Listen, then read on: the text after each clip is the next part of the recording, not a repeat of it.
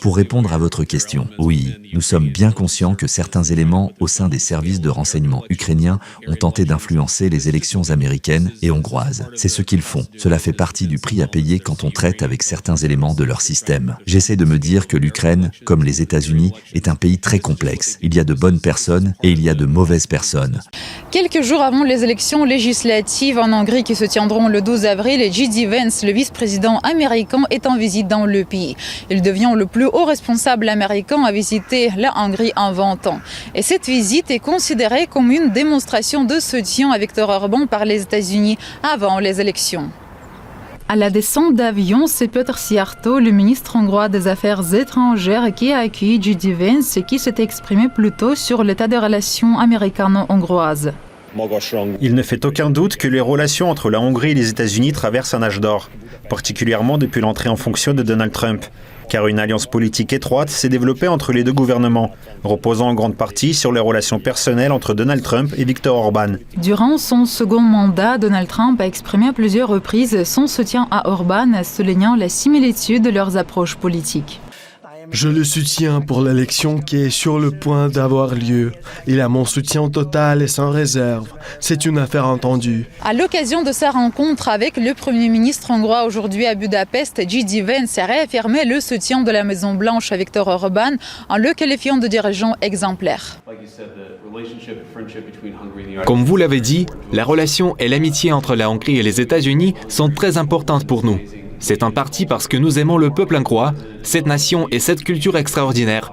Mais c'est aussi parce que le président vous apprécie énormément, et moi aussi, car vous êtes un élément essentiel de ce qui a fait la force et la prospérité de l'Europe. Vous êtes l'un des véritables hommes d'État.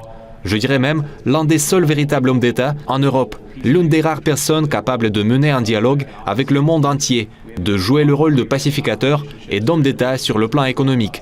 Les élections législatives hongroises de 2026 sont une importance cruciale pour toute l'Europe. L'aide de l'Union européenne à l'Ukraine en dépend également. Un changement à la tête du parti au pouvoir Fidesz signifierait non seulement un changement de Premier ministre, mais aussi une réorientation de la politique étrangère hongroise.